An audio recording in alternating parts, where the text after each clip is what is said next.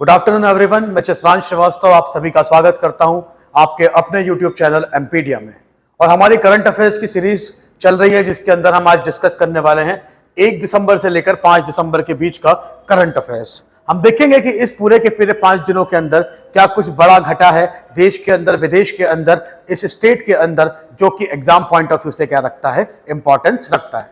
चलिए पहली खबर आज कवर करते हैं हम लोग। वो पहली खबर हमें देखने को मिलती है एक स्पोर्ट्स से। वो स्पोर्ट्स से देखने को मिली कि हमारे यहाँ का हम लोग देख रहे हैं कि एक क्या चल रही है, बैडमिंटन चैंपियनशिप चल रही है जिसे हम किस नाम से जानते हैं, एशियन जूनियर बैडमिंटन चैंपियनशिप। ये जो एशियन जूनियर बैडमिंटन चैंपियनशिप है इसमें 4 दिसंबर 2022 के दिन उन्नति जो है उन्होंने क्या किया है, आपका पहला मेडल क्या किया है, स्कोर किया है। अंडर 17 की कैटेगरी के अंदर इन्होंने क्या किया है, पहला मेडल क्या किया है, आपका जीता है। जो मेडल उनको क्या मिलेगा, सिल्वर मेडल के रूप में मिलेगा। फाइनल में ये लोग ये अपना देखने को मिलता है, थाईलैंड की जो प्लेयर है जिनका नाम क्या है, शारुंक विति दसारन, ठीक है। शारुंक दसारन से क्या करती है, ये हार जाती है और हारने के बाद ये क्या करती है, गोल्ड मेडल की रेस से तो बाहर हो जाती है। पर फर्स्ट जो मेडल है आपका वो की सिल्वर, जो कि चैंपियनशिप में इन्होंने स्कोर किया है, वो सिल्वर मेडल इन्होंने क्या किया है, आपका जीता है। तो ये हमें पहली खबर देखने को मिलती है, ठीक है। और एक और चीज है कि ये पूरी की पूरी जो अंडर 17 बैडमिंटन सीरीज है जिसे हम एशियन जूनियर बैडमिंटन चैंपियनशिप के नाम से जानते हैं, ये कहाँ हो रही है, तो बेसिकली ये थाईलैंड में होती हुई नजर आ रही है। तो ये हमारी आज की पहली खबर हुई। चलिए आगे बढ़ते हैं अगली खबर की तरफ। और नेक्स्ट जो इन्फॉर्मेशन हमें देखने को मिलती है वो आपको देखने को मिल रही है स्पोर्ट्स से ही, जो कि हमें देखने को मिला। हमारे जो बैटर हैं, हमारे जो बैट्समैन हैं जिनका नाम रोहित शर्मा है, वो क्या आ चुके हैं, आपका one of the top scorers में आ चुके हैं, जो कि 6th हाईएस्ट रन बनाने वाले खिलाड़ी बन चुके हैं। रोहित शर्मा जो है वो 6ठे सबसे ज्यादा रन बनाने वाले खिलाड़ियों में की लिस्ट में शामिल हो चुके हैं इंडिया में ओडीआई मैच जो आपके होते हैं, आपका वनडे जो मैच होते हैं इंडियंस की कैटेगरी में, उनका नंबर कौन से नंबर पे आ चुका है, 6ठे नंबर पे आ चुका है। इनके पहले, रोहित शर्मा के पहले 6th पोजीशन है वो किनकी हुआ करती थी, वो हुआ करती थी आपका मोहम्मद अजहरुद्दीन की हुआ करती थी, जो कि इंडियन टीम के क्या रह चुके हैं, फॉर्मर बैट्समैन रह चुके हैं, जिन्होंने क्या किया है, आपका जो कप्तान भी रहे हैं एक समय में इंडिया टीम के, उन्होंने उनकी पोजीशन 6 हुआ करती थी पहले, और उसको 6th पोजीशन को ऑक्यूपाई अब किसने कर लिया है, आपका रोहित शर्मा ने ऑक्यूपाई कर लिया। कब किया, जब रोहित शर्मा ने पहला ही जो मैच था आपका किस सीरीज का, आपका ओडीआई सीरीज जो हो रही है आपका बांग्लादेश के साथ ढाका में 4 दिसंबर को खेले गए मैच के अंदर उन्होंने ये कारनामा हासिल किया है। अगर हम लोग देखें तो जो 5 स्कोरर हैं जो रोहित शर्मा के पहले आते हैं, उनके रन और उनके नाम क्या क्या है, तो सबसे ज्यादा रन किसके नाम पे है, आपका सचिन तेंदुलकर के नाम पे है, जो 18,426 रन है उनके नाम पे। उसके अलावा विराट कोहली 2nd पोजीशन पे आते हैं, जिनके पास 12,353 रन उनने स्कोर किए हैं। फिर हम बात करें सौरव गांगुली, 11,221 रन उनके पास है।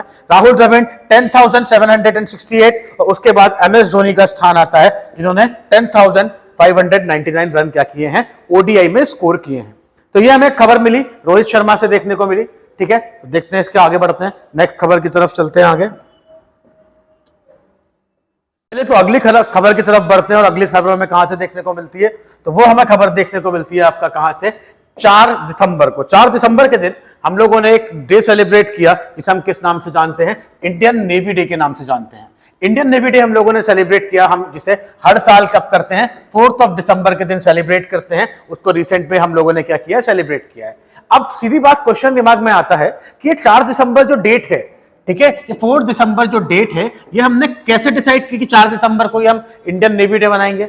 तो एक्चुअली में क्या है, 1971 का जो वॉर था आपका, जिसके अंदर हम लोगों ने क्या किया है, इंदिरा गांधी जी के कैलिबर या उनकी हिम्मत के बदौलत हम लोगों ने पाकिस्तान जो है उसको 2 पार्ट में डिवाइड किया और एक नया नेशन बनाया, जिसका नाम हमने क्या दिया, बांग्लादेश दिया, ठीक है। तो बांग्लादेश का जब फॉर्मेशन हुआ, उस समय जब वॉर चल रहा था, उस वॉर के अंदर एक ऑपरेशन क्या किया गया, आपका एग्जीक्यूट किया गया। उस ऑपरेशन का नाम क्या है, ऑपरेशन ट्रिडेंट, ठीक है। ऑपरेशन ट्रिडेंट के अंदर क्या होता है, हम लोग क्या, हमारी इंडियन नेवी जो है वो क्या करती है, आपका पाकिस्तानी चार जहाजों को, पाकिस्तानी 4 वेसल्स को क्या करती है, डुबो देती है, जिसके अंदर उनका पीएनएस खेबार नाम का एक शिप भी क्या है, शामिल है। तो ये जो अचीवमेंट थी वो हमने कब हासिल की, 4 दिसंबर के दिन हासिल किया। ठीक है, ये हमारा एक ग्लोरीफाइड डेट था, ग्लोरीफाइड डे था हमारी इंडियन हिस्ट्री के अंदर। इसीलिए हम लोग क्या करते हैं, आपका 4 दिसंबर के दिन क्या करते हैं, आपका क्या सेलिब्रेट करते हैं, हम लोग इंडियन नेवी डे सेलिब्रेट करते हैं।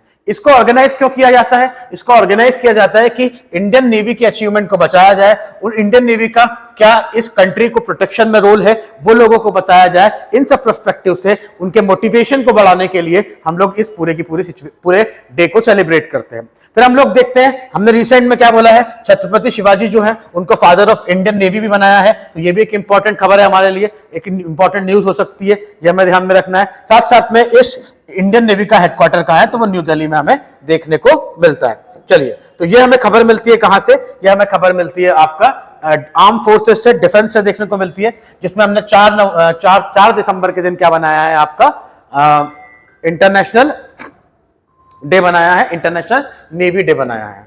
चलिए आगे बढ़ते हैं। अगला जो खबर हमें देखने को मिला, वो खबर हमें देखने को मिला लद्दाख से। लद्दाख जो है हमें पता है कि one of the beautiful place है। अब लद्दाख जो है इसको हमने क्या डिक्लेयर कर दिया है, इंडिया का फर्स्ट क्या कर दिया है, आपका डार्क नाइट स्काई रिजर्व क्या कर दिया है, आपका डिक्लेयर कर दिया है। ये इंडिया में एक पहली साइट होगी जिसे हम लोगों ने क्या किया है, डार्क नाइट स्काई रिजर्व की तरह डिक्लेयर किया है। अब क्वेश्चन ये आता है कि डार्क नाइट स्काई रिजर्व क्या होता है।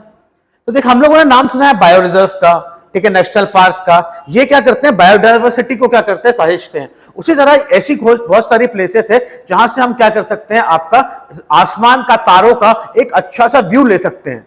ठीक है, तो इंडिया के अंदर एकमात्र जगह जो हमें देखने को मिलती है वो है लद्दाख है। लद्दाख में से एक जगह है, ठीक है, वहां पे हम लोग देखते हैं कि क्या होता है, आकाश बड़ा ही सुंदर दिखता है, वहां से हमें बहुत अच्छे तारे चांद देखने को मिलते हैं। इसीलिए हमने इसको क्या किया है, इंडिया का पहला डार्क नाइट स्काई रिजर्व की तरह इसको क्या कर दिया है, आपका डिक्लेयर कर दिया। ये कहां है, तो हम देखते हैं लद्दाख के अंदर जो आपका क्या है, आपका क्या देखने को मिला, आपका ये पहला डार्क नाइट स्काई रिजर्व हमने कहां किया है, डिक्लेयर किया। कहां किया है, एक गांव है जिसका नाम क्या है, हेनले विलेज। ये कहां आता है, आपका चेंगथांग रीजन के अंदर आता है। इसके अंदर इस साइट को हमने क्या किया है, आपका लोकेट किया है।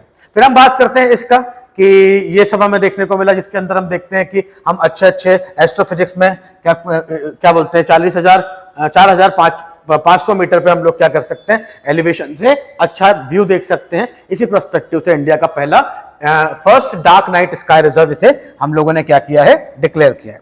चलिए, जो नेक्स्ट खबर है हमें देखने को मिली, वो क्या देखने को मिलती है, वो देखने को मिलती है कि एक ऑस्कर विनिंग जो डॉक्यूमेंटेरियन थी, जिनका नाम क्या था, जूलिया रिचार्ड, उनकी क्या हो जाती है, आपका डेथ हो जाती है। इनका फोटो देखने को मिला, ठीक है। तो जूलिया रिचार्ड जो है, इनकी रिसेंट में डेथ हुई है, ठीक है। कैसे डेथ हुई, 3 दिसंबर के दिन इनकी डेथ होती है। और कितनी एज में होती है, आपका 76 की एज में इनकी डेथ होते हुए हमें नजर आती है। अगर हम लोग देखें तो इन्होंने अपना ऑस्कर प्राइज कब जीता था, तो ऑस्कर इन्होंने जीता था 2020 में, जो कि उनकी डॉक्यूमेंट्री थी जिसका नाम था अमेरिकन फैक्ट्री। उसके लिए इन्होंने क्या किया था, आपका ये पूरा की पूरा ऑस्कर जीता था। इनकी डेथ होती है, ठीक है। इस डेथ के बाद भी खबर है, एग्जाम में पूछ सकता है कि कोई ऑस्कर विनिंग क्या बोल सकते हैं, फिल्म मेकर या डॉक्यूमेंटेरियन की डेथ हुई है, वो हमें ध्यान रखना है, ठीक है। इसीलिए हम लोग देखते हैं इनको ऑस्कर में 2 बार नॉमिनेशन मिला इनके क्रिएशन के लिए। पहली बार नॉमिनेशन 1984 में मिला और दूसरी बार नॉमिनेशन इनको 2010 में मिला।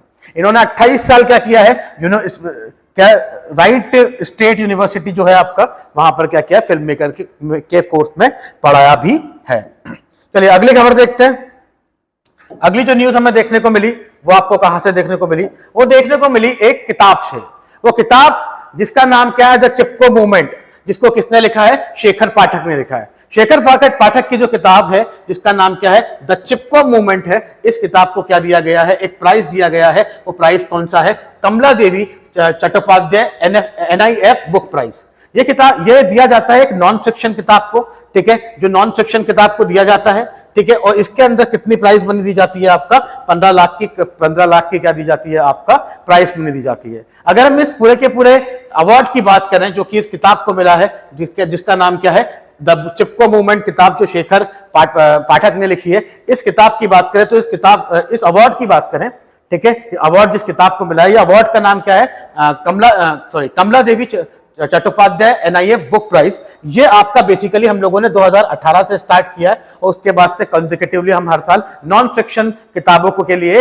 ये 15 लाख के प्राइस का अवार्ड क्या करते हैं, सबमिट करते हैं। चलिए ये हुई हमारी खबर जिसमें हम लोगों ने देखा कि एक अवार्ड दिया गया। अब नेक्स्ट इंफॉर्मेशन कवर करते हैं, जो अगली इंफॉर्मेशन हमें आती है वो आती है एक वॉल्केनो से। रिसेंट में हम लोगों ने देखा कि हवाई के अंदर एक वॉल्केनो इरप्ट हुआ, साथ साथ में एक और एक्टिव वॉल्केनो जो था, जो कहां पर हुआ है आपका इंडोनेशिया में क्या होता है आपका इरप्ट होता हुआ नजर आता है। उस वॉल्केनो का नाम क्या है, इसका नाम है क्या सिमेरू वॉल्केनो। सिमेरू वॉल्केनो जो है वो वापस से क्या हो गया है, इरप्ट हो गया है दिसंबर के अंदर 2022 के अंदर। अगर हम लोग देखें तो Indonesia basically ring of fire के बीच में क्या है, लोकेटेड है। मतलब दो प्लेट्स की जो बाउंड्री होती है, ठीक है, उन आपको पता है अर्थ जो है 7 मेजर और 25 या 27 माइनर प्लेट से मिलकर बनी हुई है। तो वो जो प्लेट है उनकी बाउंड्री पे क्या है आपका इंडोनेशिया बना है, इसीलिए इसे रिंग ऑफ फायर भी बोला जाता है। ठीक है, तो रिंग ऑफ फायर पे लोकेट होने के कारण यहाँ पे क्या है, बहुत सारी फ्रीक्वेंट में वॉल्केनिक और अर्थक्वेक जैसी एक्टिविटी इंडोनेशिया में होती रहती है। इसी फेज में अगर हम लोग देखें तो एक ग्रेट माउंटेन है इंडोनेशिया के अंदर, जिसकी हाइट कितनी है, जो जावा के अंदर हमें देखने को मिलता है, जिसकी हाइट है आपकी 3676 मीटर। वहां पर हमने देखा कि एक एक्टिव वॉल्केनो जो पहले से भी एक्टिव था, कुछ दिन के लिए शांत था, वो वापस से क्या होता है, इरप्ट होता हुआ हमें नजर आता है। नाम ध्यान रखिएगा, नाम क्या है इसका, इस वॉल्केनो का नाम है सेमेरू वॉल्केनो, जो कि हमें इंडोनेशिया में देखने को मिला। ये इंपॉर्टेंट हमें देखने को मिला। आगे बढ़ते हैं, अगली जो न्यूज हमें देखने को मिली वो कहां से देखने को मिली, वो देखने को मिली मिलेट से। अगर हम लोग देखें तो एक नया कॉन्क्लेव हमने देखा। वो कॉन्क्लेव क्या था, मोटे अनाज का कॉन्क्लेव, मतलब मिलेट्स का conclave, millet smart nutritive food conclave जो था वो कहां पे किया गया है, हेल्ड न्यू दिल्ली के अंदर क्या किया गया है, उसे ऑर्गेनाइज किया गया है। ठीक है, अब इस खबर को कवर करने के पीछे रीजन क्या है, इस खबर को कवर करने के पीछे रीजन ये है कि जो आपका ये कॉन्क्लेव है, इस कॉन्क्लेव के अंदर डिक्लेयर किया गया है कि ये जो पूरा की पूरा मिलेट है उसके लिए इंटरनेशनल ईयर ऑफ मिलेट 2023 को सेलिब्रेट किया जाएगा। 2023 को इंटरनेशनल डे ऑफ मिलेट की तरह सेलिब्रेट किया जाएगा। इसीलिए इस फूड कॉन्क्लेव को क्या किया गया, ऑर्गेनाइज किया गया। कहां पर आपका न्यू दिल्ली में। ठीक है, कब ऑर्गेनाइज किया गया, 5 दिसंबर 2022 को इसे ऑर्गेनाइज किया गया। ठीक है, इसके अंदर हम क्या बात करेंगे, इसके अंदर हम बात करेंगे कि first of its kind of millet कौन कौन से हैं। ठीक है, इसमें कितना पोटेंशियल है, प्रोटीन है, इनसे क्या क्या फायदे हो सकते हैं, मिलेट्स का क्या एडवांटेजेस है, जिससे हम क्या करें, वर्ल्ड वाइड लेवल पे मिलेट्स को क्या कर सकते हैं, मोटे अनाज को क्या कर सकते हैं, प्रोसीड कर सकते हैं। उसके बारे में बात होती हुई हमें नजर आ रही है। चलिए अगली खबर को कवर करने की कोशिश करते हैं। अगली जो न्यूज हमें देखने को मिली वो देखने को मिली एक अपॉइंटमेंट से।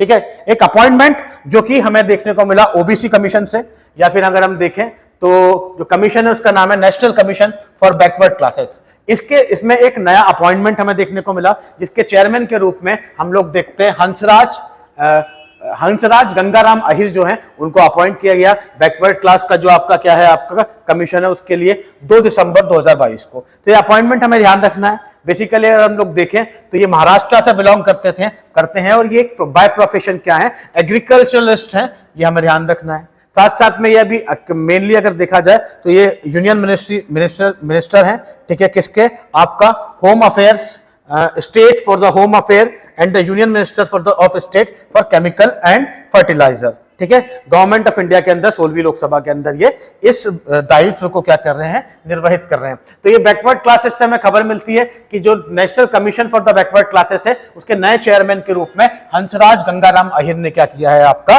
पद धारण किया है।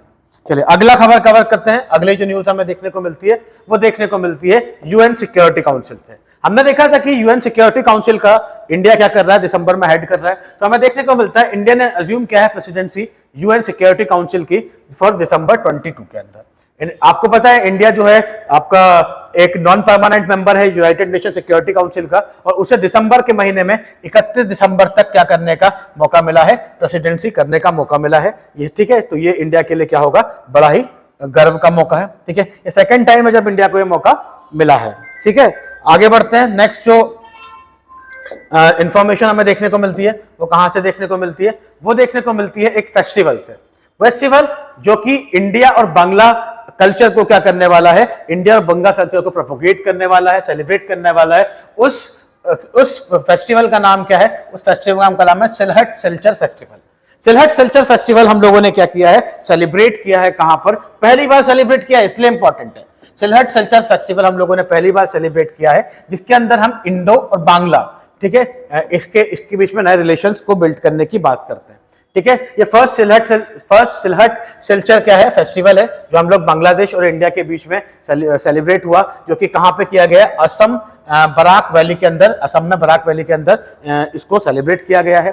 ठीक है, ये सिलहट जो है ये इसी बराक वैली की एक प्लेस है, असम के अंदर ही आती है। ठीक है, इसको किसने ऑर्गेनाइज किया था? मिनिस्ट्री ऑफ कल्चर जो है आपका इंडियन गवर्नमेंट का, उसने इसको क्या किया था? आपका ऑर्गेनाइज किया था। चलिए आगे बढ़ते हैं। नेक्स्ट जो खबर हमें देखने को मिली वो कहां से देखने को मिली? वो हमें देखने को मिली आपका मध्य प्रदेश से। मध्य प्रदेश के एक चीफ सेक्रेटरी हैं, ठीक है, मध्य प्रदेश के चीफ सेक्रेटरी है, जिनका नाम क्या है? जिनका नाम है इकबाल एस बेंस। ठीक है, इकबाल एस बेंस साहब को क्या मिला है? एक्सटेंशन मिला है 6 महीने का अपने सर्विस में। कायदे से वो रिटायर हो चुके थे, पर कहीं ना कहीं इनकी सर्विस और आउटस्टैंडिंग परफॉर्मेंस के लिए एमपी गवर्नमेंट ने इनका टेन्योर क्या किया है? 6 मंथ्स तक क्या कर दिया है? बढ़ा दिया है। ठीक है, ये एक 1985 बैच के क्या है? आईएएस ऑफिसर हैं, जो कि अभी मध्य प्रदेश गवर्नमेंट के अंदर क्या कर रहे हैं? उनके एक्सटेंशन सर्विसेज के साथ सर्व करने वाले हैं। अगली खबर को कवर करते हैं। अगली जो न्यूज हमें देखने को मिली वो कहां से देखने को मिली? वो देखने को मिली पहली रेफरी से। हम देख रहे हैं कि फीफा वर्ल्ड कप चल रहा है। फीफा वर्ल्ड कप के अंदर एक पहली बार किसी फीमेल रेफरी ने क्या किया है? मैच में क्या किया है? आपका एम्पायर की तरह रोल प्ले किया है। उसका नाम क्या है? स्टेफनी फ्रेपार्ट। स्टेफनी फ्रेपार्ट जो है, उन्होंने क्या किया है? 2 दिसंबर को जो मैच हुआ था आपका फीफा का, उसके अंदर पहली वुमन रेफरी की तरह क्या किया है? आपका पार्टिसिपेट किया है। उन्होंने क्या किया है? क्या बोलते हैं, डिसीजन मेकिंग अथॉरिटी की तरह काम किया है। अगर हम लोग देखें तो ये ऐसा नहीं कि अकेली ही ऐसा है, ऐसे ये पूरी की पूरी टीम बनी है। कतर के अंदर जो फीफा आपका हो रहा है, इसके अंदर और भी लोग शामिल हैं। 36 लोगों की टीम है, इसके अंदर 3 वुमेन्स को शामिल किया गया है। ठीक है, जो 3 वुमेन्स हैं उनमें जो पहली वुमन है, जिनका नाम क्या है? स्टेफनी फ्रेपार्ट, उनको क्या मिला है? ये मौका मिला है कि वो क्या कर सकती है? आपका उन्होंने पहली बार सर्व किया है इस पूरे के पूरे टूर्नामेंट में एज ए फीमेल। आज की सारी खबरें खत्म होती है। कल फिर हम मिलते हैं 6 और 7 तारीख के करंट अफेयर्स के साथ। Have a great time.